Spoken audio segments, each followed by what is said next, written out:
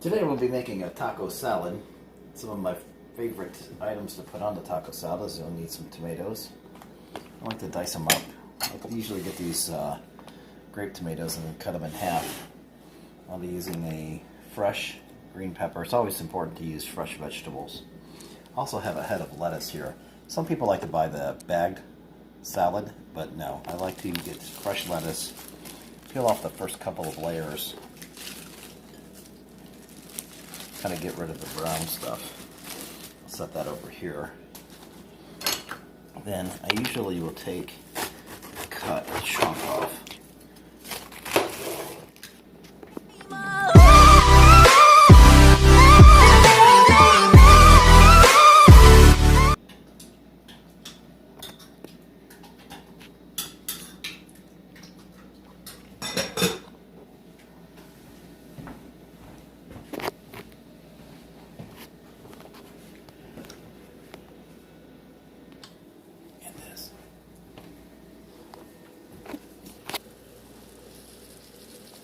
Now, I'll be slicing up this lettuce.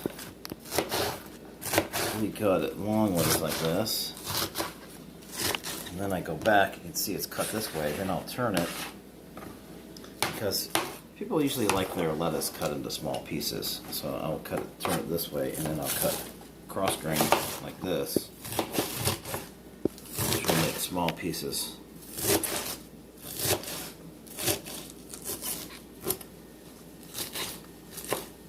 And I like to keep everything in a separate bowl because everybody likes a little bit of different stuff on their taco salad, so they can just come through and put whatever they would like on it, as much as they would like.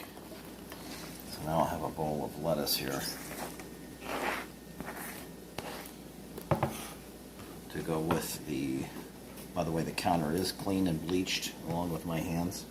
So now I have the tomato and lettuce. Now over here, if you want to step over here, I'll show you con queso. I used a Velveeta cheese and some salsa. And I had to put a little bit of Mexican blend in there too. It's great with the chips. As you can see, I added a little bit of shredded cheese, which hasn't quite melted yet because you see the little strands in there. But this little crock pot, it works quick. It'll have that cheese melted in no time. Of lean ground beef. So we'll just cook this until brown. And it's also important to drain it. You don't want to have too much grease in with the meat. It makes it really oily. I don't like the taste of it. And I also have, this is one of my favorite seasonings, Ortega. And I usually buy the kind with less sodium. I have a 10-year-old son, so I try to watch out and make sure that he eats properly. Two of the chips I like to use. This is the jalapeno with a hint of lime. Very good, very crisp, very delicious. We also have these little ones. These are bite-sized chips, so you don't have to break them up before you eat them.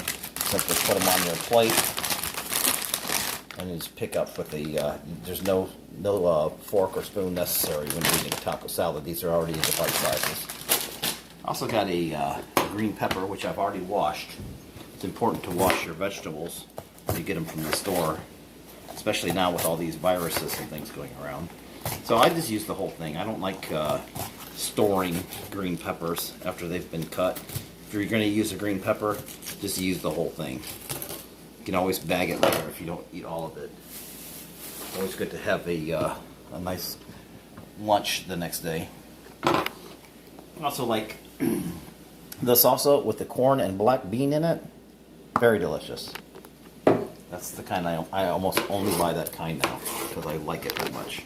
That's what you want to do is dice these into small pieces, just like we did the lettuce, maybe a little bit smaller than we did the lettuce. Put those in a bowl.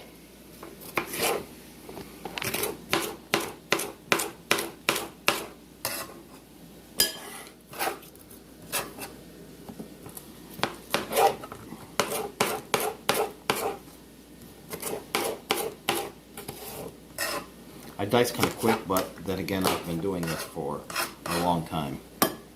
So I know how to cut and still be safe with the knife. Just keep your fingers back and bent in. Last thing you want to do is have bloody green peppers. If you want if you want your green peppers to be red, you bleed on them. If you want red peppers, just buy red peppers.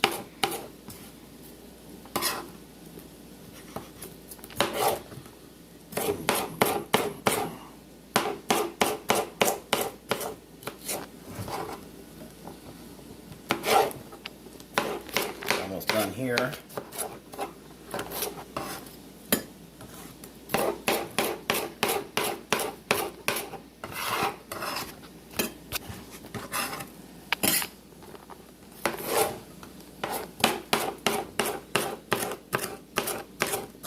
It's also important to make sure that the meat is cooked thoroughly.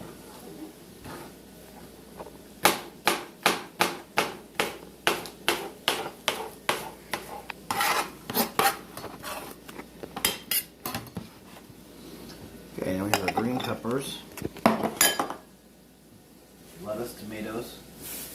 I don't want to use this fourth bowl for is to put the cheese in. Let's go ahead and put the cheese in there.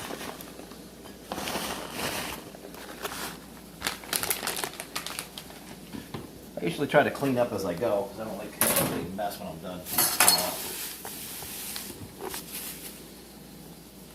So what I want to do is put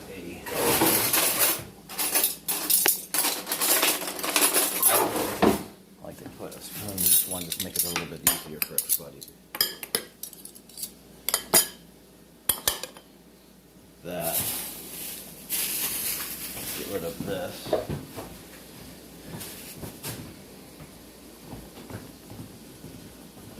Let's check on our cheese now and see how it's melting. See if it's melting pretty good here. It's coming along nicely. These little crock pots come in pretty handy. It looks as if it needs a little bit more salsa. Let me add just a little salsa to that.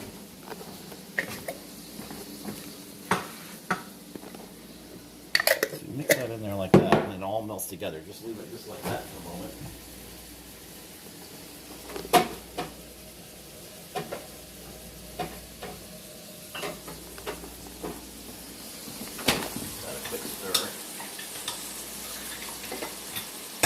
That alone. Now we're going to come back over here, chop up this meat a little bit here.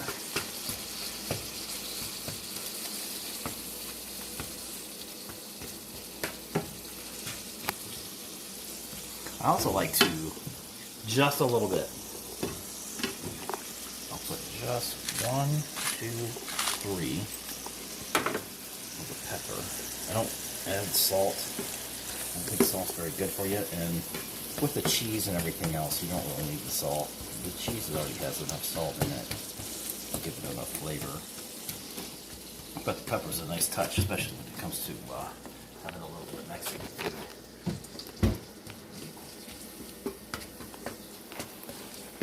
I chop that up, now we're just going to let that go. Yeah, medium heat. I usually go straight down, medium. Depends. You don't want to cook it too quick because it'll cook on the outside, brown and burn on the outside, but the inside of the meat will still be raw. So you want to cook it thoroughly. So we're just going to let that go for a minute here.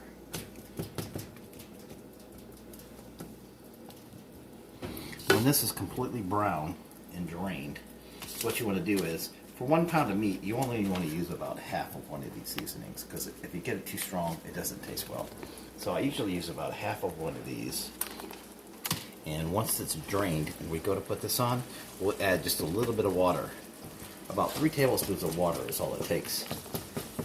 It helps the seasoning stick to the meat better if the meat's a little bit moist. So we're going to go ahead and let that cook.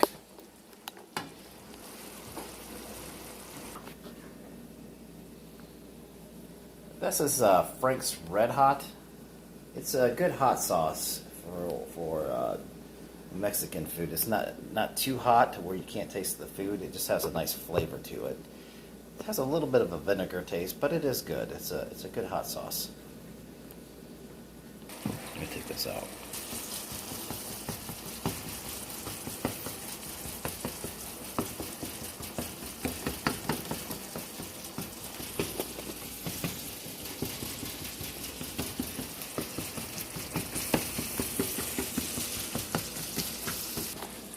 Okay, it looks like our meat's ready to be strained now, so we'll go ahead and take it over here. Use this deep strainer here. I'll go ahead and strain that. And also, like, see all the grease that's in the pan here. So what I usually will do here is just take a paper towel, wipe out some of that excess grease. The less grease, the better.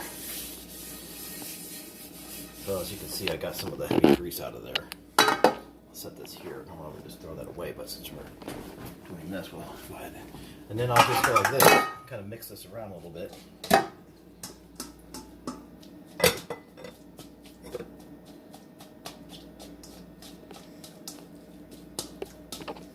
Put this back in here.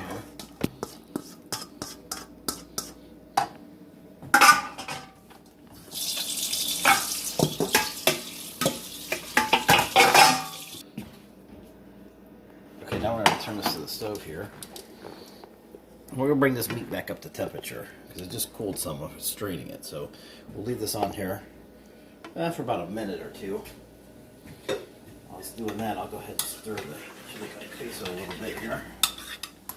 This is coming along pretty nicely. Okay, so we put the seasoning in there, and now we're just going to add a little bit of water and give it a stir, and then everything will be done.